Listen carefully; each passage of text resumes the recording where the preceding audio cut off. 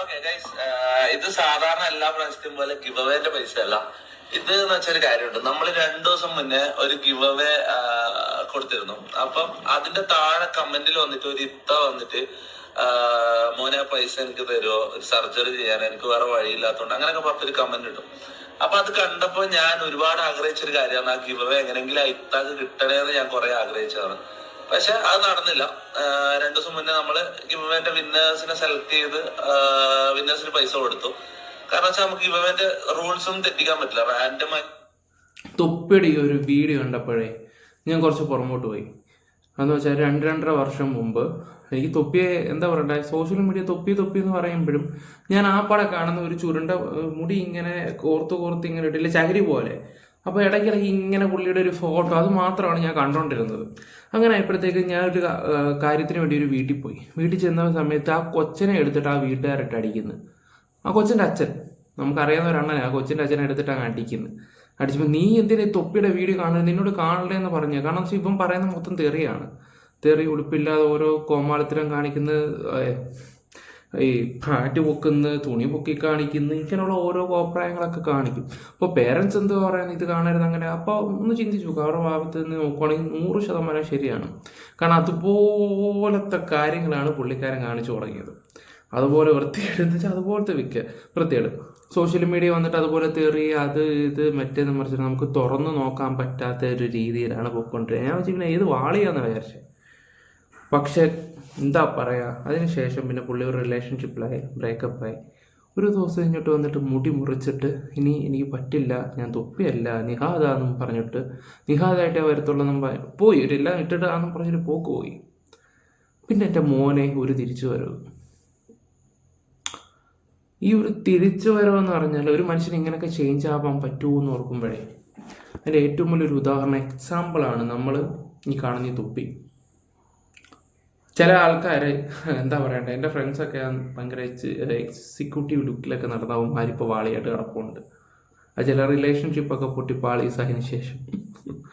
പക്ഷെ ചെക്കൻ്റെ ഒരു ഇതുണ്ടല്ലോ, എൻ്റെ മോനെ സമ്മതിക്കണം, എനിക്ക് ഭയങ്കരമായിട്ട് ഇതായി, ഭയങ്കരമായിട്ട്. ബാക്കിയും കൂടെ കാണാം. ഗിവ് അവേ നടത്തി. അപ്പം അതിൻ്റെ താഴെ വന്നൊരു കമൻറ്റാണ്, ഒരു ആൻറ്റി ഇട്ട കമൻറ്റാണ്. പുള്ളിക്കാരിക്ക് കിട്ടിയില്ല, പുള്ളിക്കാരെ കാണാൻ പോകുന്നതാണ്. പിന്നെ പുള്ളിക്കാരുടെ മോളൊരു കമൻറ്റ് ഇടുന്നുണ്ട്, അത് ഞാൻ വായിച്ചുതരാം, നിങ്ങളൊന്ന് കാണും. കമന്റ് പിക്കറായി ആരാണ് സെലക്ട് ആവുന്നത് അവർക്ക് മാത്രം നമുക്ക് പൈസ കൊടുക്കാൻ പറ്റും. അപ്പൊ ഞാൻ വിചാരിച്ചു ഇന്ന് നമുക്ക് ഇപ്പം അങ്കമാലിയിലുള്ള MAGG ഹോസ്പിറ്റലിലുണ്ട്. അപ്പൊ സർപ്രൈസ് ആയിട്ട് അവിടെ പോയിട്ട് ഇത്താന്റെ പ്രശ്നങ്ങളൊക്കെ തീർത്തു കൊടുക്കാന്ന് വിചാരിച്ചു. അപ്പൊ നമ്മൾ അങ്ങോട്ടേക്ക് പോവാ. അപ്പം പോയി നോക്കാം. ഓക്കെ, അപ്പം ഇനി അങ്ങോട്ട് പോകുന്നതാണ്. നമുക്ക് ഇച്ചിരി സൗണ്ട് കുറച്ച് വെക്കാം, കാരണം ബാക്ക്ഗ്രൗണ്ട് മ്യൂസിക് ഒക്കെ ആകുമ്പോൾ നമുക്ക് നല്ല വള്ളി കിട്ടാൻ ചാൻസ് ഉണ്ട്. ഓക്കെ ഓക്കെ ഭയങ്കര ട്രെൻഡിങ് ആയി. ഇപ്പോൾ സോഷ്യൽ മീഡിയ മൊത്തം ഇതാണ് ഓടിക്കൊണ്ടിരിക്കുന്നത്. ഇതിൻ്റെ താഴെ മോള് വന്നിട്ട് കമൻറ്റും കാര്യങ്ങളൊക്കെ ഇടുന്നുണ്ട്. അത് ഞാൻ നിങ്ങൾക്കൊന്ന് ജസ്റ്റ് വായിച്ചു തരാം. ഇവർക്ക് നട്ടലിന് ചെറിയൊരു പ്രശ്നവും കാര്യങ്ങളൊക്കെ ഉണ്ട്, അതൊന്ന് സെറ്റാകാൻ വേണ്ടിയാണ് കമൻറ്റൊക്കെ ഇടുകയൊക്കെ ചെയ്ത് പുള്ളി എന്തെങ്കിലും അവിടെ പോയി കണ്ട് കാര്യങ്ങളൊക്കെ കറക്റ്റായിട്ട് എല്ലാം ചെയ്ത് തിരിച്ചിന് വന്നു. ഇനി തൊപ്പി പറയുന്നതെന്ന് നോക്കാം. ഞാൻ ഈ സംസാരിച്ച വേറൊന്നും അല്ല കേട്ടോ, ഈ ബാക്ക്ഗ്രൗണ്ട് മ്യൂസിക് കൊണ്ടുകൊണ്ട് ചിലപ്പം നമ്മൾ ചെയ്തത് വെറുതെ ആയിപ്പോവും. ഓക്കെ, ഒരു മിനിറ്റ് സംസാരിച്ചു. അപ്പം തന്റെ ഭർത്താവ് ഒരു 5-6 വർഷം മുന്നേ മരിച്ചതാ. അപ്പം ആരോരും ഇല്ലാത്ത, അപ്പൊ ഇങ്ങനെയുള്ള ആൾക്കാരുണ്ടെങ്കിൽ, ഇങ്ങനത്തെ കാര്യങ്ങളുണ്ടെങ്കിൽ ഒരു മടിയും കൂടാണ്ട് മെസ്സേജ് അയച്ചോ. വെറുതെ കമന്റ് ഒന്നും ഇടാൻ നിൽക്കണ്ട, നേരെ മെസ്സേജ് അയച്ചോ. എന്നെ കൊണ്ട് പറ്റുന്നൊക്കെ ഞാൻ ചെയ്തു തരും. കാരണം പ്രത്യേകിച്ച് ഇപ്പം ലൈവും കാര്യങ്ങളൊന്നും ഇല്ല, മൊത്തം ബ്രേക്ക് എടുത്തിട്ടുള്ള കുറച്ച് സിനിമയും കാര്യങ്ങളെല്ലാം അതിന്റെ പിന്നാലെ കുറച്ചധികം സമയമുണ്ട്. അപ്പം ഇങ്ങനെയുള്ള ഇതുണ്ടെങ്കിൽ മെസ്സേജ് അയക്കോ. ഓക്കെ, ഇനിയിപ്പോൾ തൊപ്പി മൂവിയിലൊക്കെ വരട്ടെ, നല്ല കാര്യം. നമുക്കിനി ഒരു കമൻറ്റ് വായിക്കാം. താങ്ക് യു ഇക്ക.